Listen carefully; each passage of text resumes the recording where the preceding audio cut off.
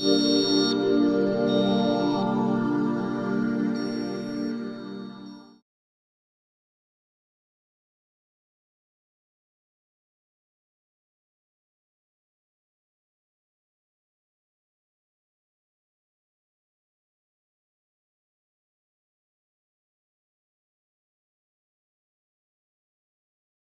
me just start out by, first of all, welcoming you and saying thank you for joining this series. We want to talk to you because you have been instrumental in shaping and transforming a paradigm of thinking and of being in the world.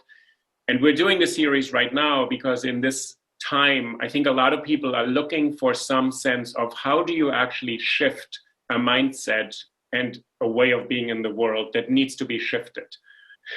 Oh, well, thank you. I mean, I have to say, Uli, this is the conversation I would most like to have at this moment, because in some ways I'm even more aware of this aspect of my work.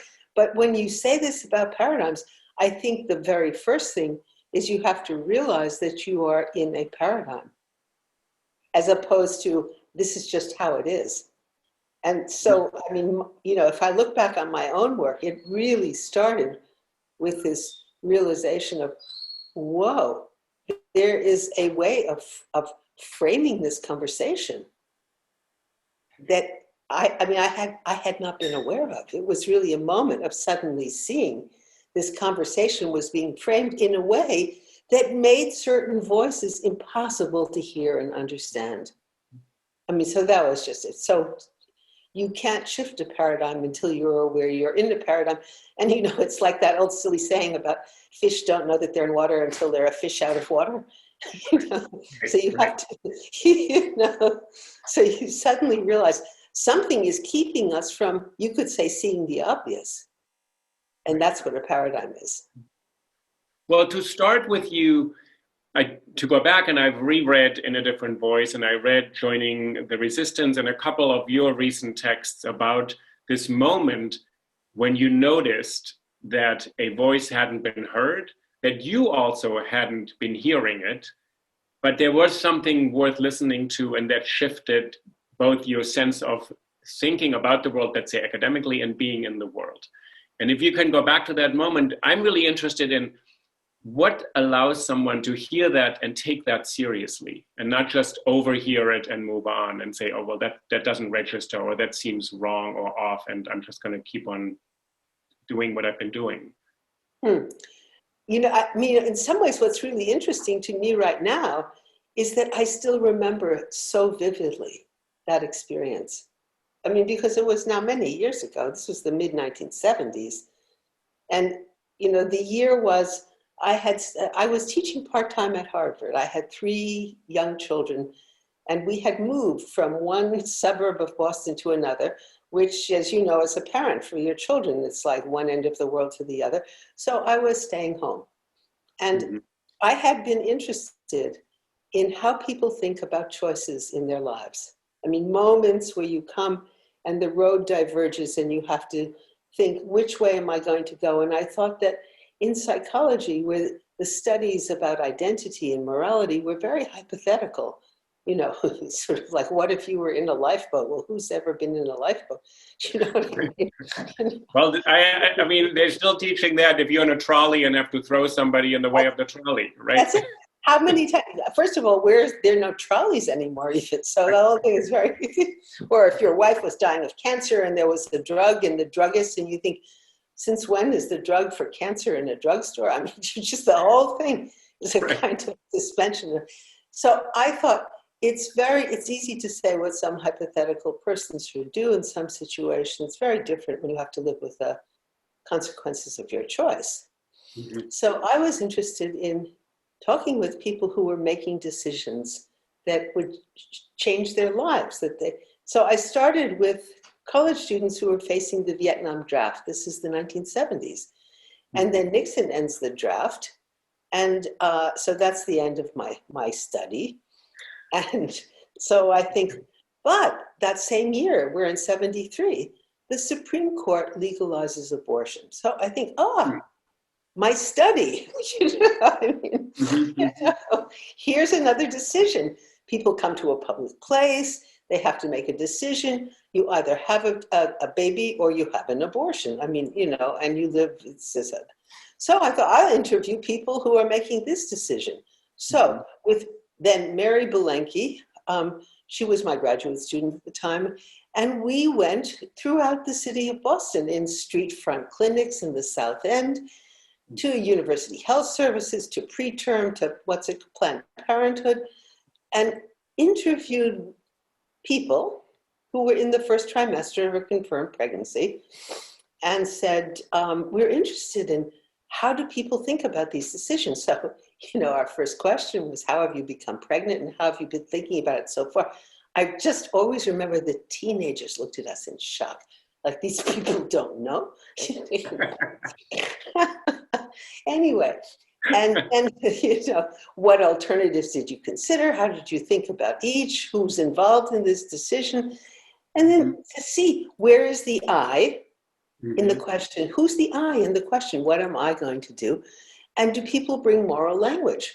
Good, right, wrong. At the end, if they didn't use moral language, we'd say, is there a right thing to do, right just for you or for anybody? So that was the interview. So here I am. It's the winter of 75. We've just moved. I'm staying home to help my children adjust to new schools and new friends and everything else. And I'm sitting there reading through these transcripts of these interviews that Mary and I had conducted with these women. And this is a diverse women from, you know, working class or poor backgrounds. There's racial diversity in this group. All they have in common is they're making this decision. And the Supreme Court has just done. Now, I've been teaching psychology at Harvard. Part-time, I taught with Erik Erikson, I taught with Lawrence Kohlberg.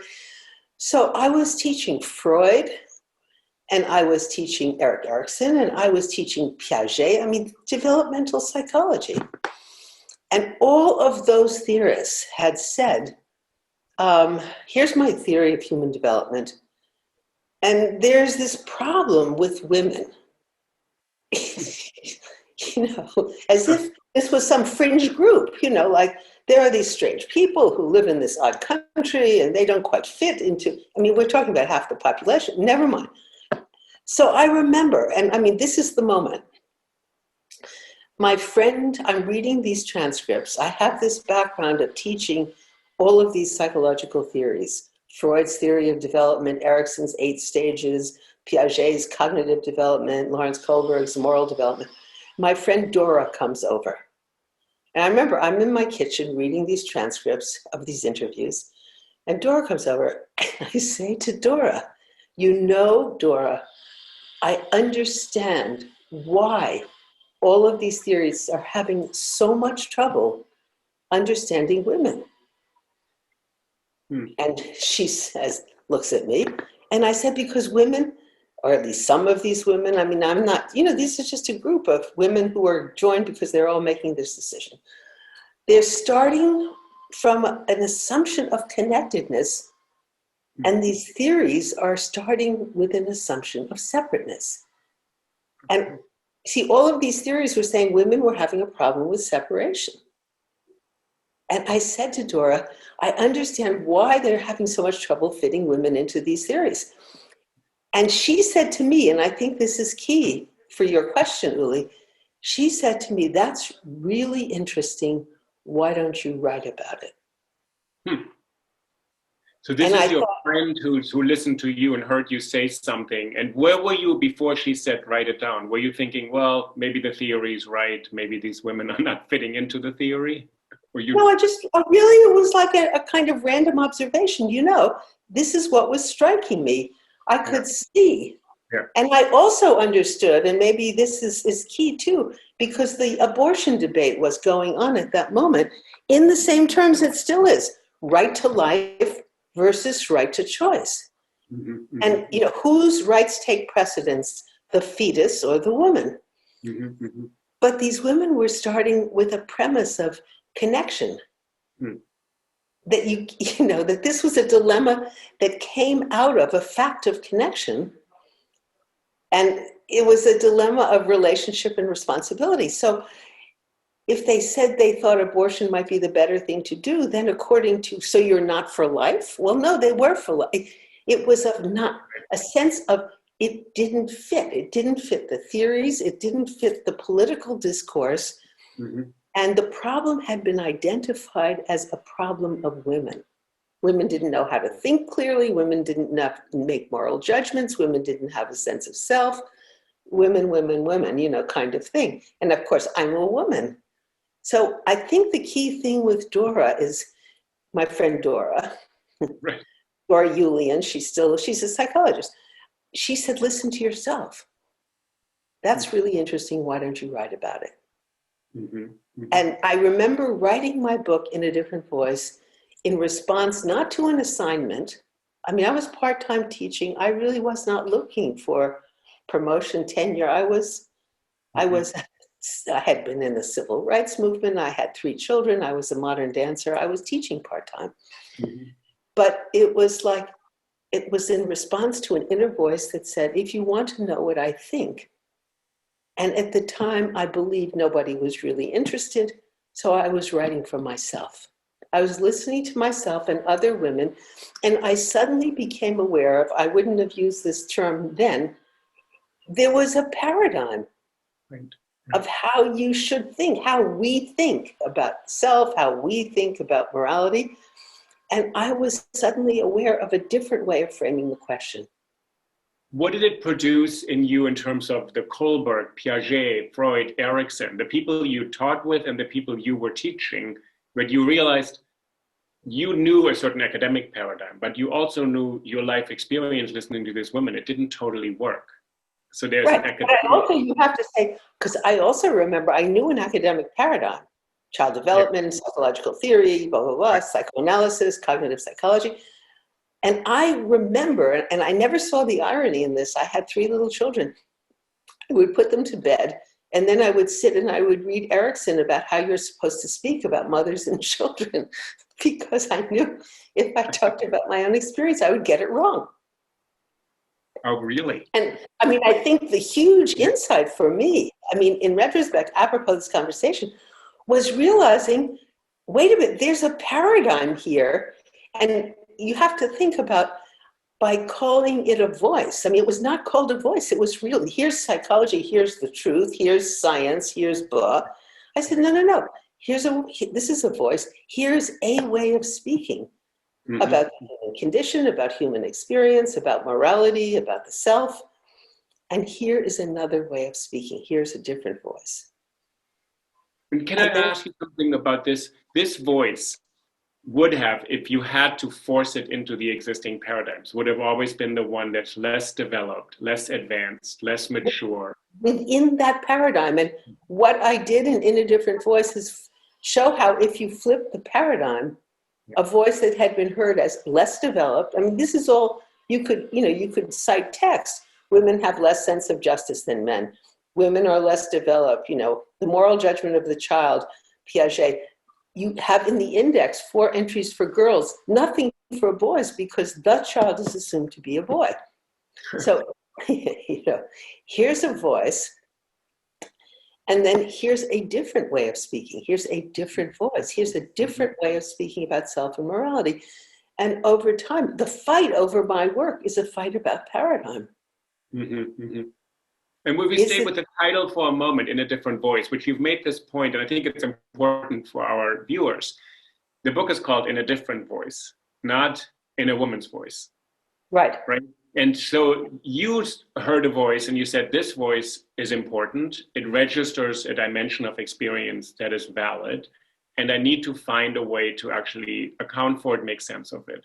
What you had as a paradigm, a theory, let's say, or your own experience to say that voice is not as valued, let's stick it somewhere, it's just this other thing. Or, as you just said, it doesn't even show up. Girls are not re-indexed because the other one is considered, it explains everything. And this one couldn't really be fully explained.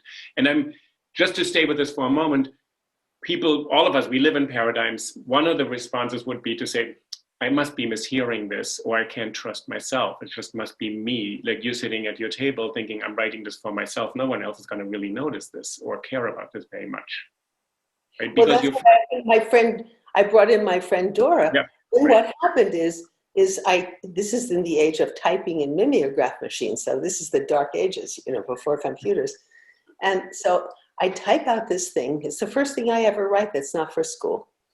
And I show it to my students, and they start to show it to their friends.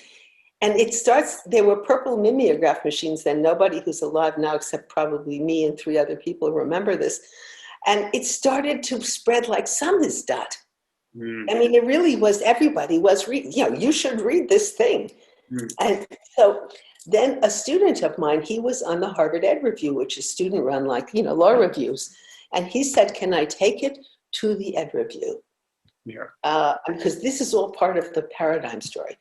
So I'm, I said, sure, you take it to the Ed Review. Yeah. It comes back rejected.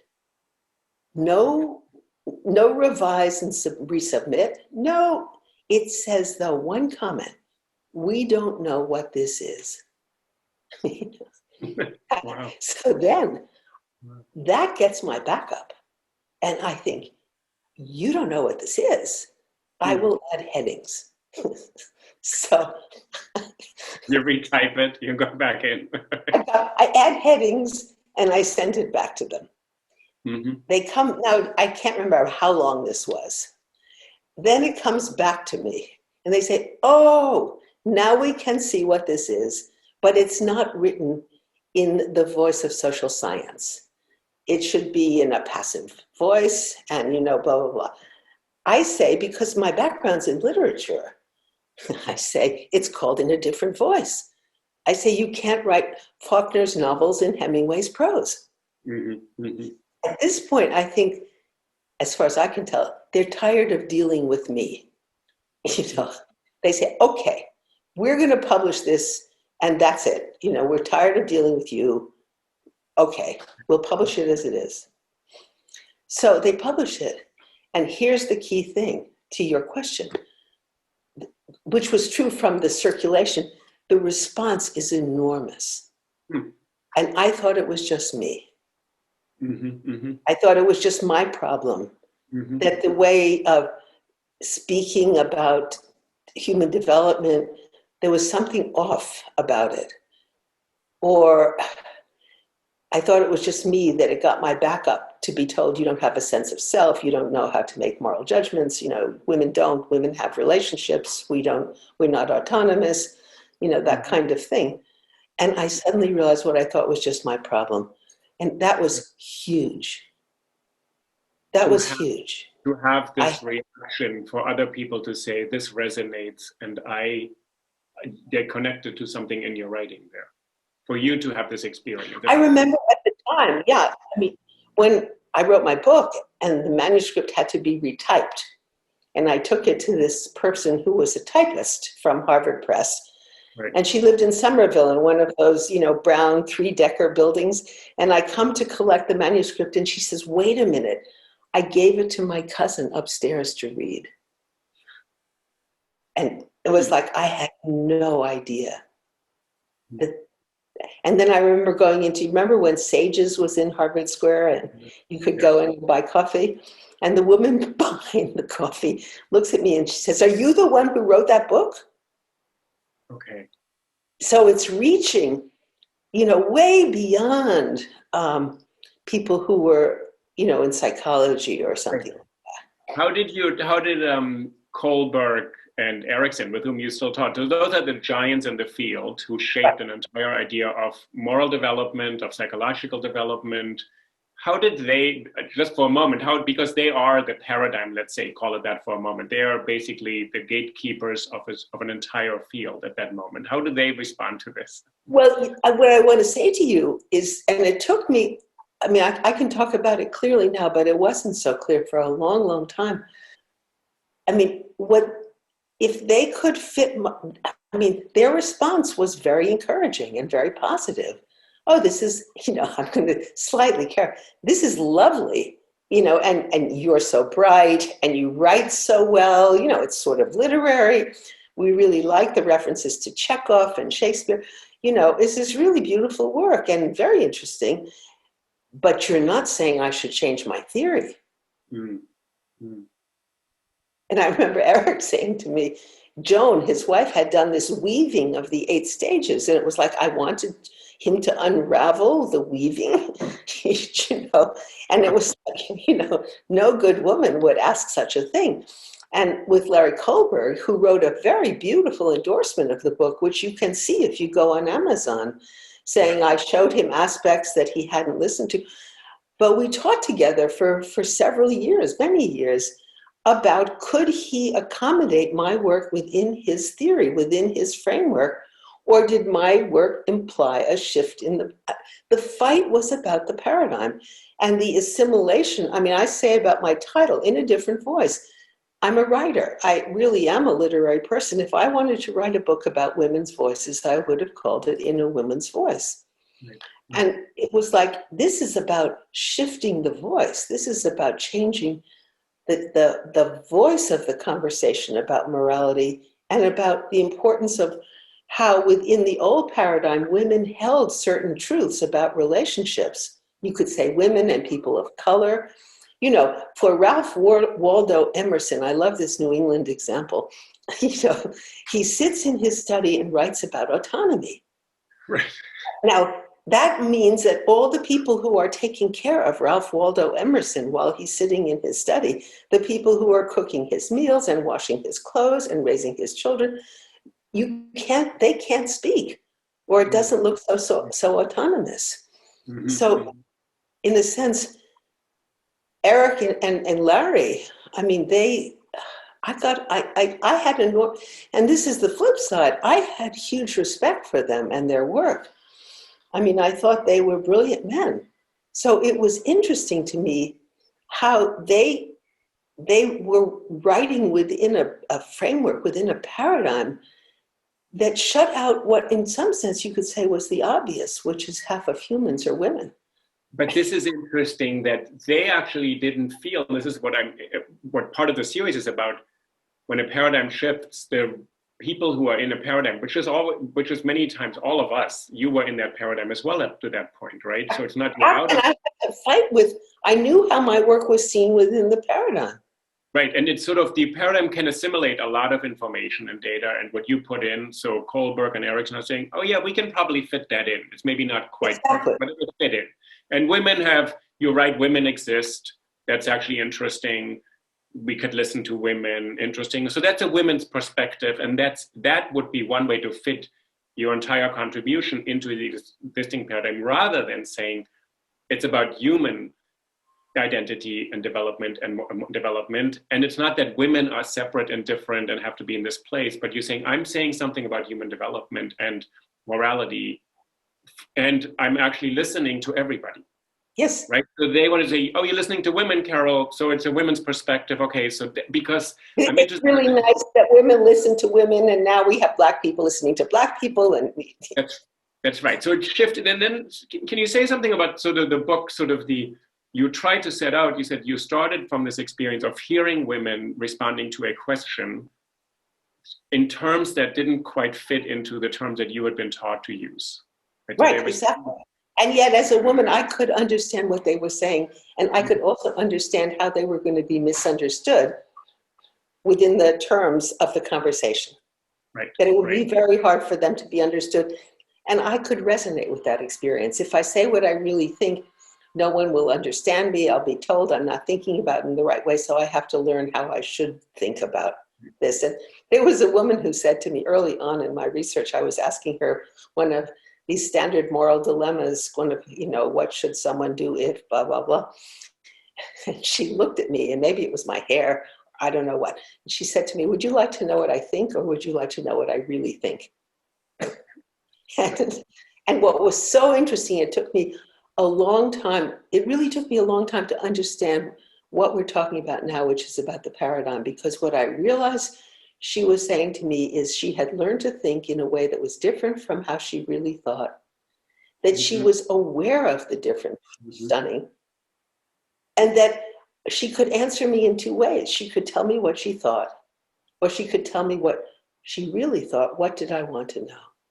And the basis so that's of the second type of knowing, do you want to hear what I think or what I really think? that at this moment, and Kate Stimson talked about this, we talked about this a moment, for a moment, this is also grounded in experience, in women's experiences, sharing it with other women and saying, I have an experience, and can I trust this experience, or do I have to actually denigrate this experience or push it down or suppress it or devalue it because the society and culture tells me you don't even have this experience, or if you do, it doesn't really matter very much. Exactly. No, but that's exactly right. And it's not just, as you would say yourself, it's not just women, it's anyone whose experience does not fit within the prevailing paradigm. And that's, of course, the importance of bringing in voices that will speak from that experience, because that's how you change or enlarge the paradigm.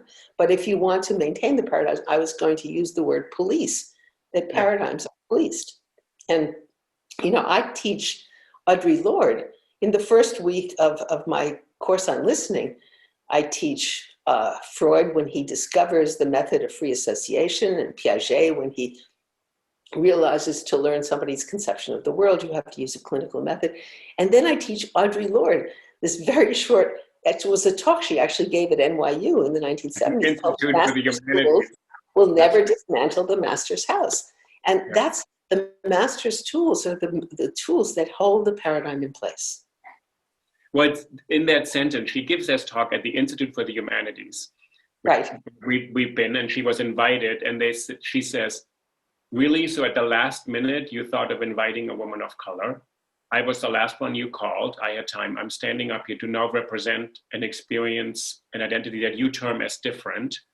And she says, as an African-American lesbian writer, I'm supposed to now speak for this difference.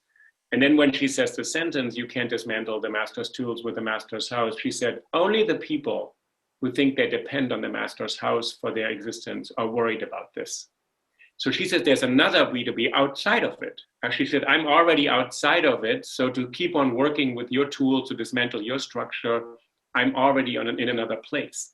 So when you bring this to your students, so what you change, you didn't set out to say, I'm going to attack Kohlberg's theory, Erikson's theory. No, in fact, no.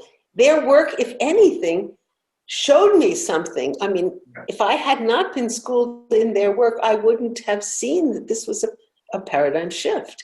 I mean, I was teaching the paradigm. Right. And they were among the more, I would say, you know, articulate, intelligent representatives of that paradigm. Their work was deeply interesting. Erikson brought me back to psychology. I remember I taught at Harvard in his, what was it called, the Human Life Cycle course. And I was at that point really very alienated from the field of psychology. I couldn't see how I could relate to it. And I got this job teaching with Erikson at Harvard. And at the beginning of the course, he began his course by showing this Bergman film, Wild Strawberries.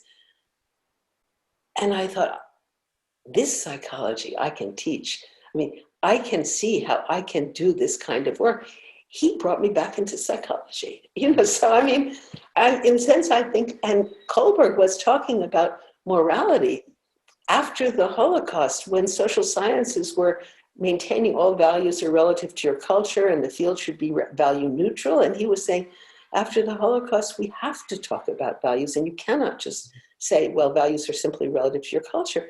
And I found that inspiring. These were the men whose work inspired me. And I don't think I could have written in the way I wrote or even seen the problem if I hadn't had such high regard for them and their work. Mm-hmm, mm-hmm. And then the fight, and it was, in Kohlberg's case, it was as much with his sort of followers, was, I mean, it really, and then it got into sort of good woman issues. It's like, you're not asking me to change my theory. And it was like, well, you know, I mean, when Erikson says, here are my 8 stages of the human life cycle, and here's the path of development, except it's just different for women. And you think, but that's half of humans. Or, you know, Kohlberg does his theory, anyway, on 82 white men. And you say, right. So, I mean, that was where the issue was up until that point. I mean, Larry was very happy to say your thinking about care is like the B route through my stages. And I remember he said to me, well, let's start by talking about the 6 stages. And I would say, wait a minute. I can't start by talking about the 6 stages. I have to start by talking about whose voice, which paradigm are we talking in? Right. And that's a very, I want to say this to people who are watching. When you're talking across paradigms, it's very hard to have the conversation because the very terms of the discussion are up for grabs. And let's talk a little bit about how the book was received and how it's been sort of, if you could give to our listeners sort of a sense of what you think was the realization that hadn't fit into the theory and that wasn't a problem that women created. So there's a 2-part to it. They said, oh, women are different. You said that's not the case. And you said it's not that women are different. They say maybe the theory has to be rethought to account for difference itself and to account for all of humanity. You know, it was just this past year when I wrote this, that gave this plenary talk at the analytic meetings that I sent to you, that I could say so clearly, or maybe it was when I wrote for the Los Angeles Review of Books in a Different Voice, Act 2, something very clearly. The different voice, it's very clear now from the research in the human sciences. The different voice, meaning a voice that joins reason and emotion, mind and body, self and relationships, is a human voice. The voice it differs from is a patriarchal voice that has the gender binary, where reason is masculine and emotion is feminine and so on. And within a patriarchal structure, paradigm, you might say, culture, order, the human voice is a voice of resistance. And so, in the work that followed in A Different Voice, when I did the studies of girls, I spent 10 years studying girls. The first thing I ever wrote about that work was called Joining the Resistance, as I came up against a healthy resistance to entering a paradigm that would split basic human capacities, that would undermine human relationality. And I think that's why this sense of students have today that we are in a paradigm that's not allowing us to address the real problems that we are facing as humans. And there's a tension between who we are as humans, and this is like neuroscience and evolutionary anthropology, and the paradigm that starts with as humans, we're basically relational beings, and the paradigm has been one of separateness. And so you're saying the way we are both taught in schools, at home, wherever we're taught anything, and also socialized generally in culture is to say, let's privilege our independence, autonomy, selfhood, what we call subjectivity. Say, if I'm actually a very reasonable person, I can abstract from our talk right now, not think we actually know each other, we've been friends for a long time, we have connections to Niobe and other people, but just say, oh, Carol, there's your thinking, here's my questions, and to be as abstract as possible. And there's a value to that. And you're saying, actually, that is a construction that informs all of our social life because it's so valued and rewarded in a certain way, but it actually denies a reality that people also have. Right? That's right. That in fact, we're very connected, that in fact, we pick up an enormous amount of information about one another. I mean, so this so-called problem of other minds, I mean, Well, we have a whole other conversation which somehow ends up in allegories of zombies and all the Walking Dead. I never understand totally, with all respect to David Chalmers at NYU, why does it go in this direction? But you're saying there's another reality, another experience that has been devalued, and you're saying for a reason, right? Because it serves a certain purpose. Right. What you call the patriarchy. Can you say a little bit about that, how this process works, and then to what your book and your thinking has really shifted? Well, yes, I mean, that,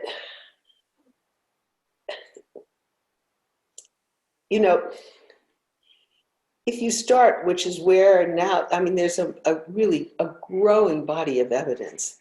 I mean, starting with very little children, I start my classes now by showing it's a 2-minute film, YouTube, called the still-faced experiment.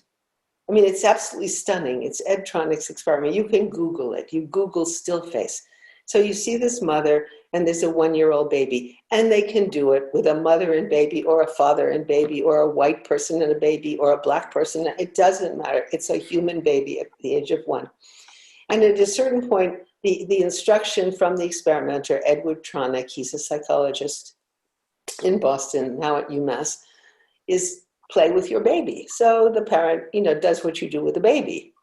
And then he says, for 2 minutes, now make your face still, meaning stop responding to the baby. Just be still faced, like po-faced. Do you know what I mean? Yeah. This is the interesting thing. Instantly, the baby picks up the breaking connection. This is a 1-year-old. Instantly. And the immediate move on the part of the baby is to try to repair the break in the relationship. So the baby repeats what the baby has done that got a response. The baby points. The baby makes the same sounds that the mother has responded to. And the mother stays still-faced. And then in this 2 minutes, it's almost unbearable. I've watched it a million times. I can't stand it. You start to see the baby's posture gets rigid. And this cadenced relational voice, like we're talking, turns into this high-pitched screeching. Mm-hmm. So a change of posture and a change in voice signals the break in the relationship and the inability, the inefficacy of the effort to repair the break. Mm-hmm. So in other words, we start out with this exquisite sensitivity to the human world around us. I mean, we don't have language for it. Baby, this is before language. This baby isn't even talking. But picking it up, the difference between when someone's in connection with you and somebody's not. And in the normal course of events, we're constantly moving in and out of connection.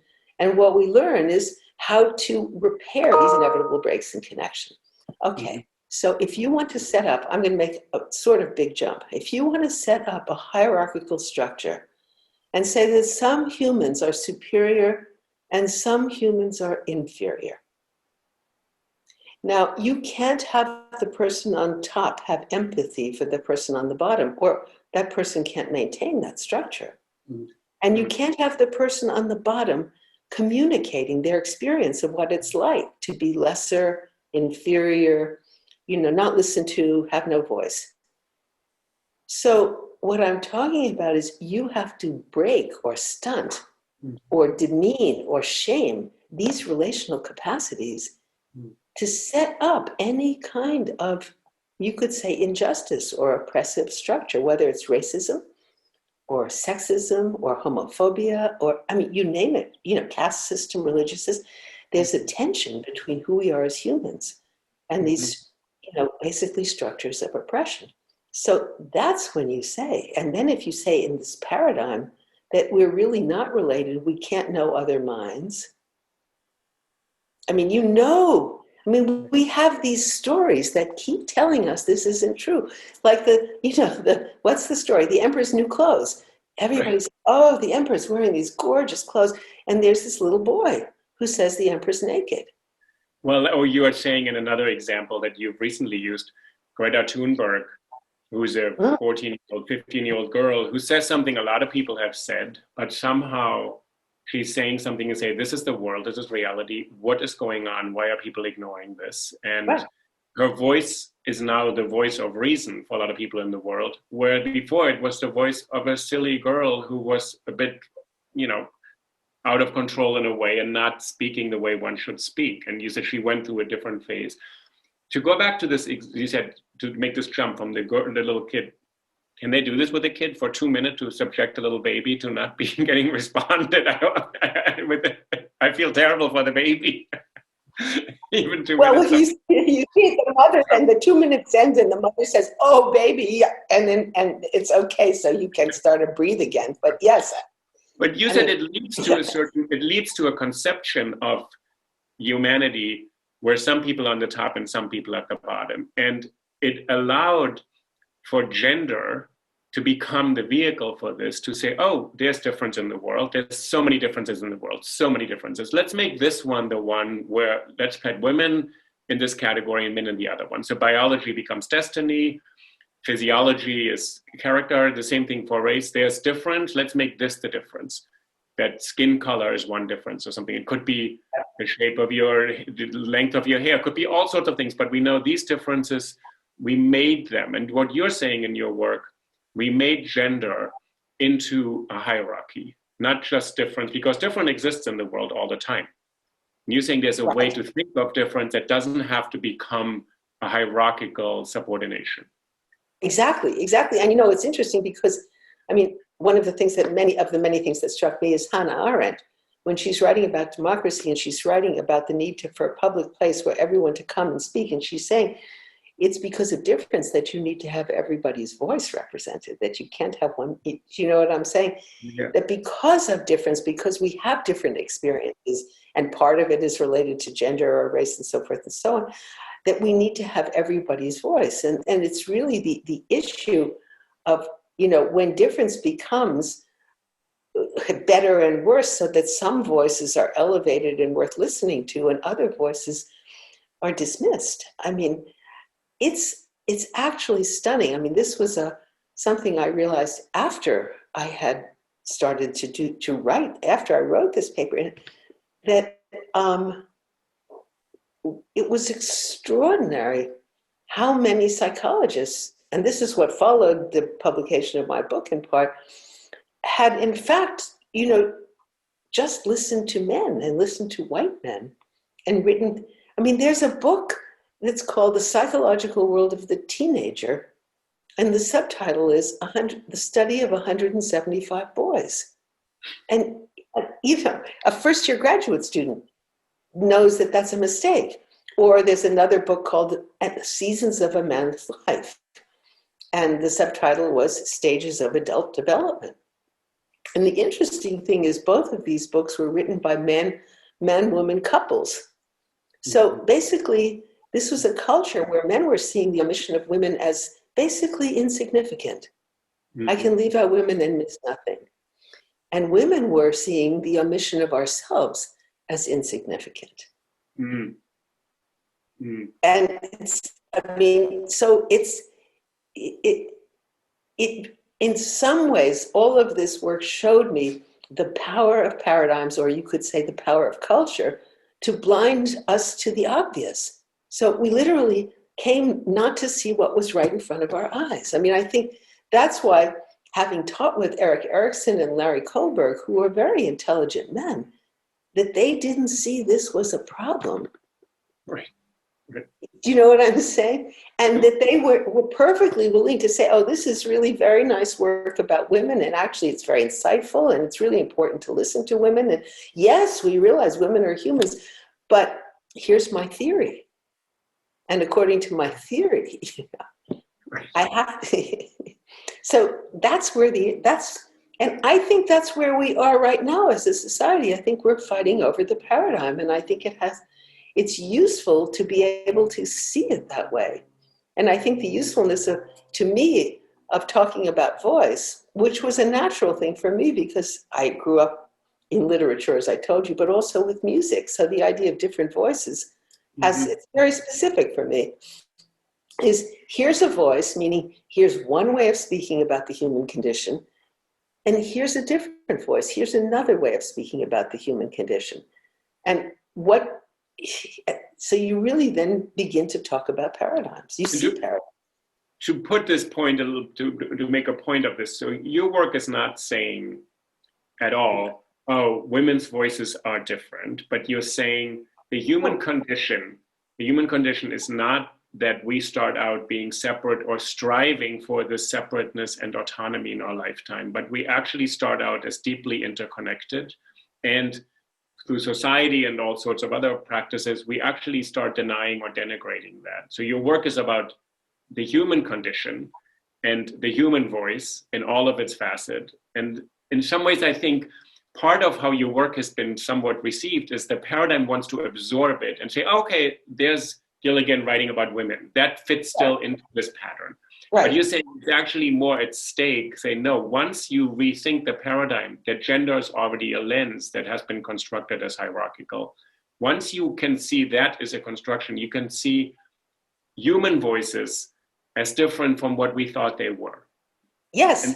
And then you're in a different place, right? Then you're in a suddenly, and that's where you work. So your work went to meeting at the Crossroads with Lynn Michael Brown, where you then study teenagers. And you said, teenage girls, or Naomi Wei's work, younger boys, they all have this voice. We can hear it. So what you're saying, it's available to us. We can find it in different places, not in one place only.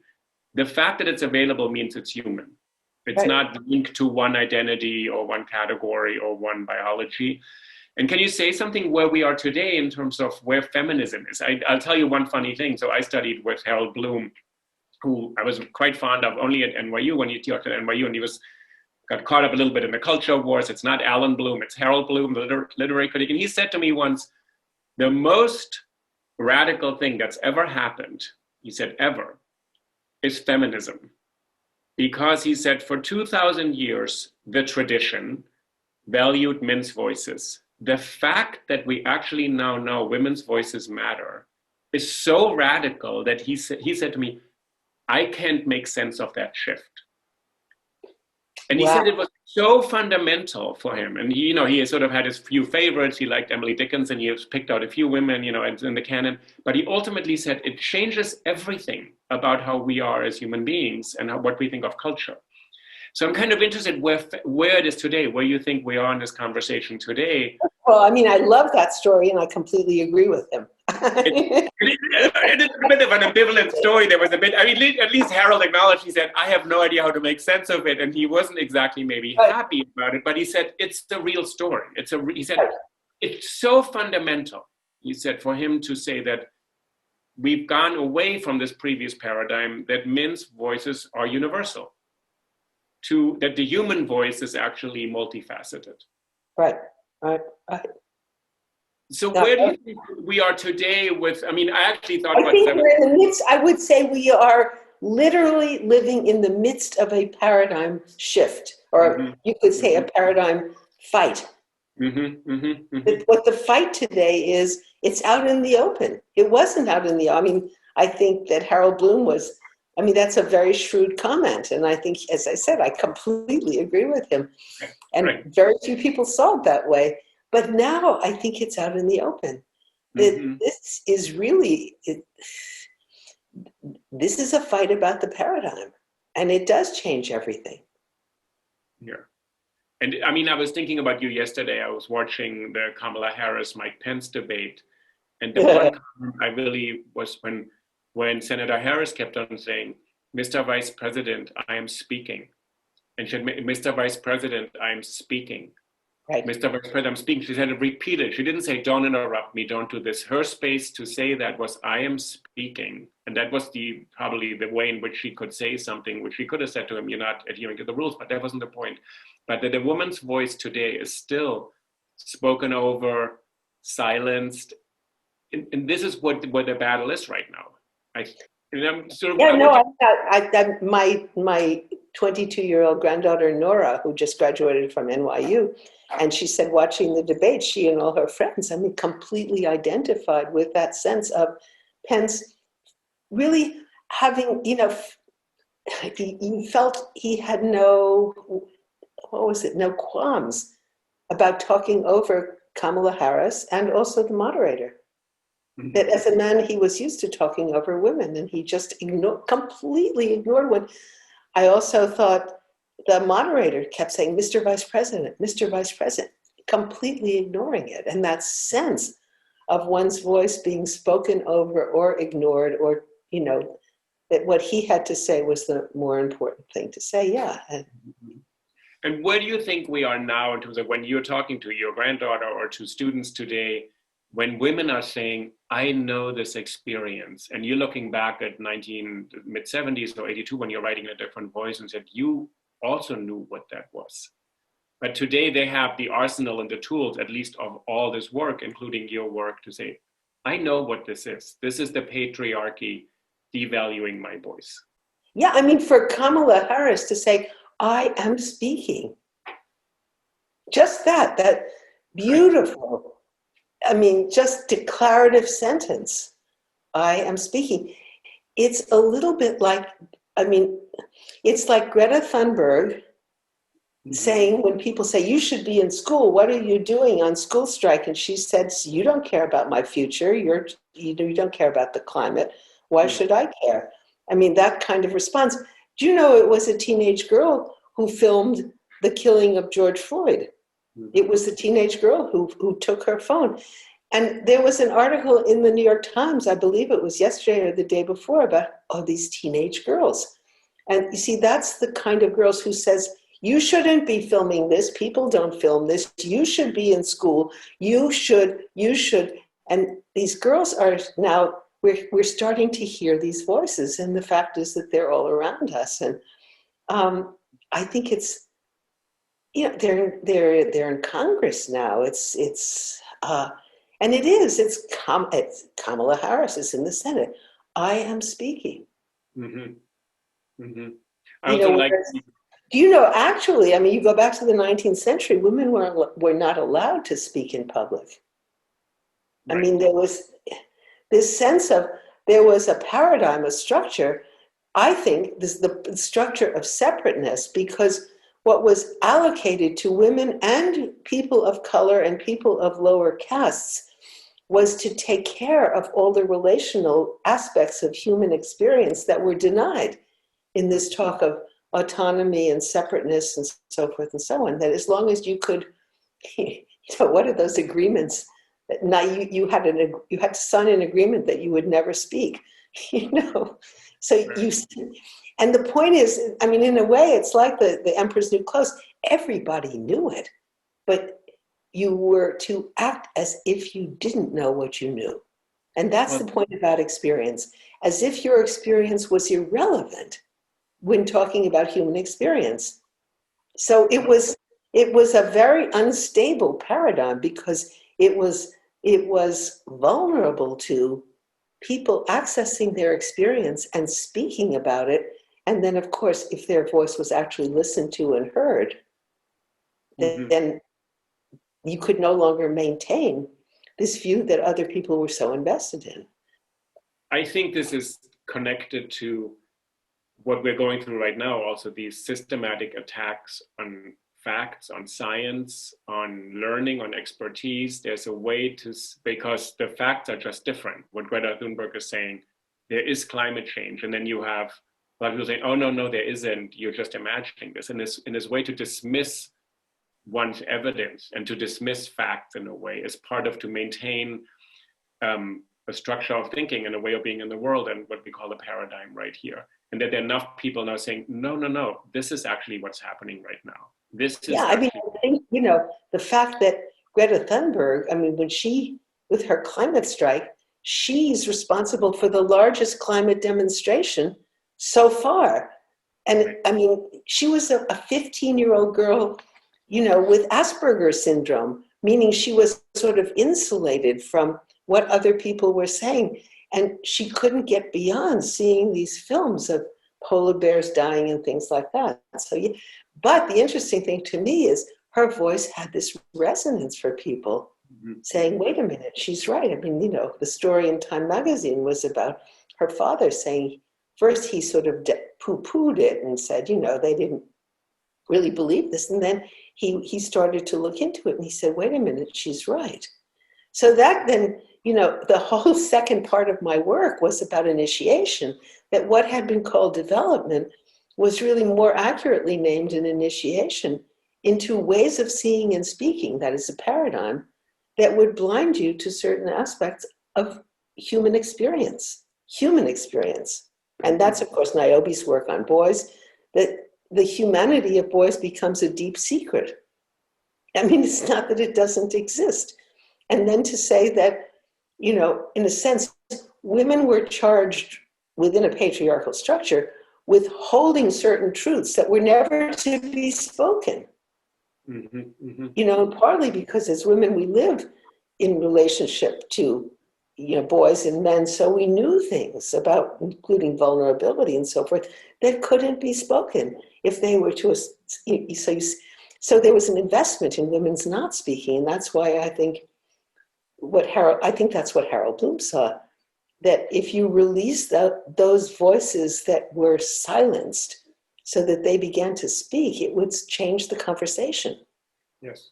Yeah. And I think that's what we're fighting. I mean, I think we have right now 2 conversations going on that are really 2 different paradigms. So it's very hard. I mean, when you shift from one to the other, you get the sense that reality is shifting.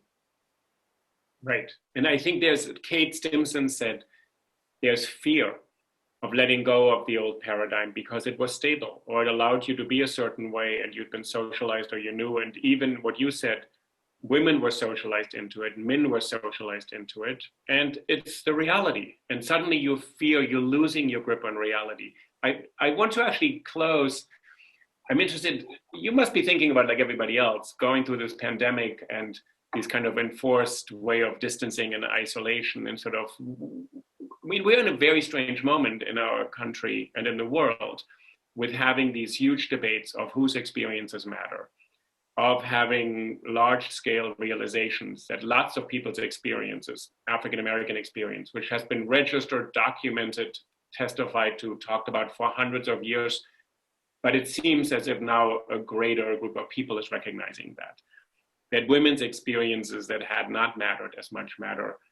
How do you go through this right now when on top of this, we have this strange diminishment of social relations and not being able to really have as many social interactions as we want to? And you've been not living your life normally, right, for the last 8 months now. That's right. That's right. Yeah, no, it's absolutely. But I'm not quite clear what you're asking.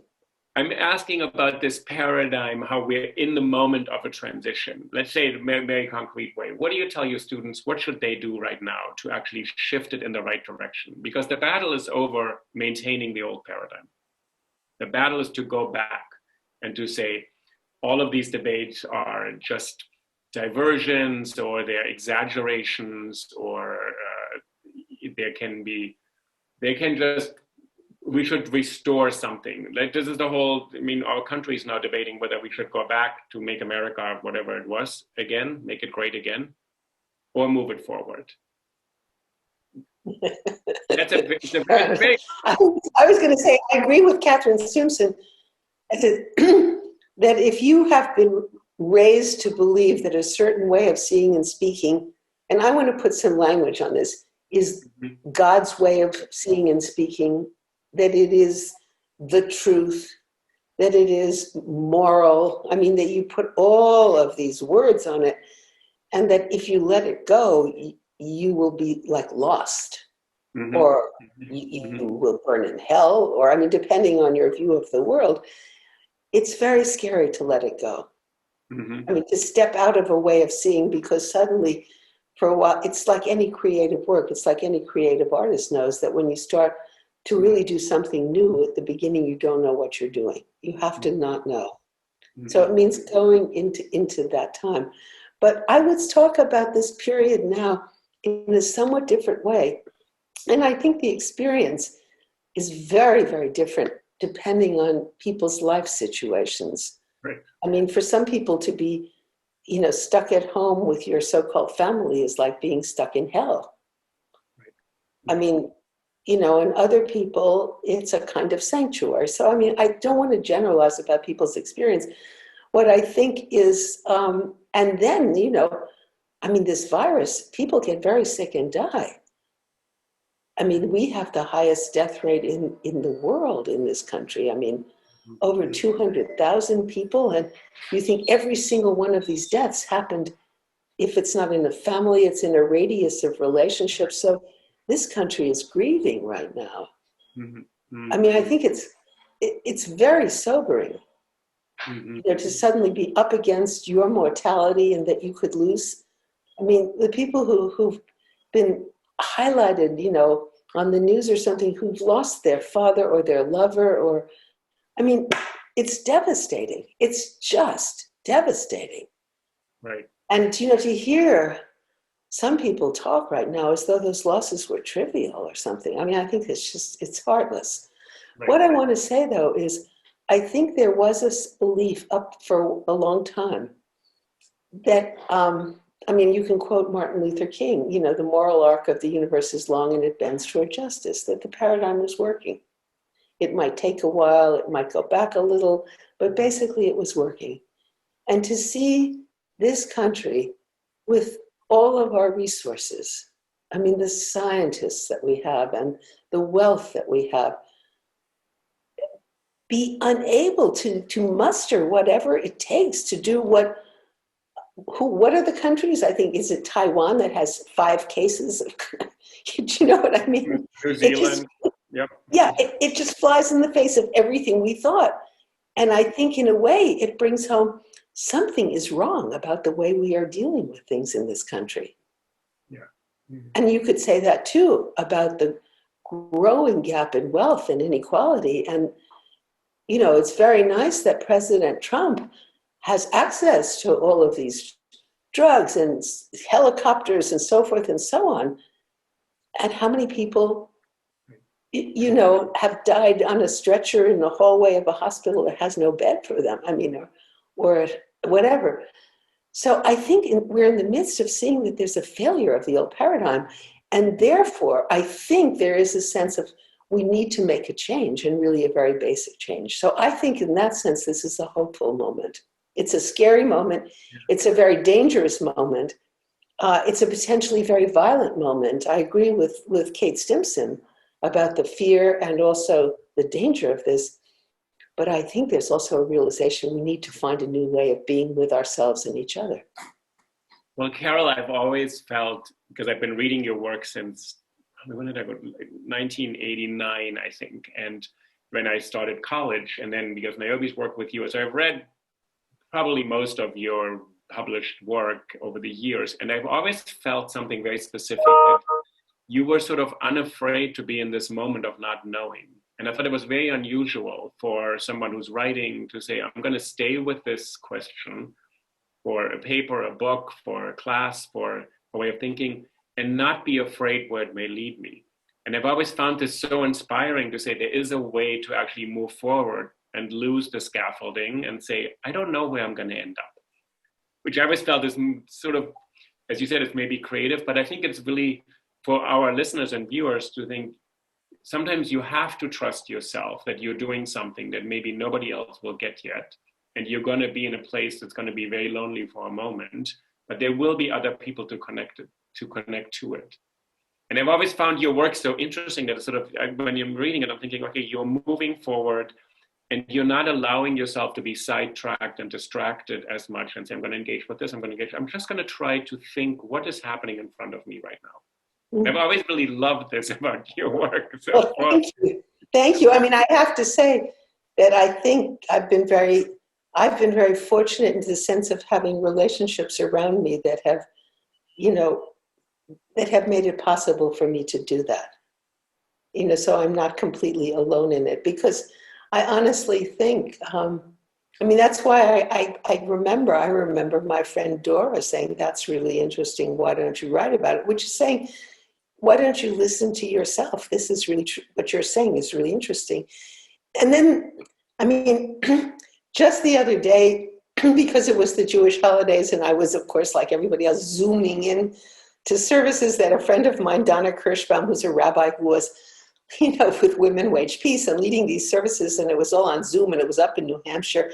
And just before she begins, you see these other people. I don't know them. I don't know who they are. And some woman in that congregation says to me, you're Carol Gilligan, you changed my way of seeing 9-year-old girls.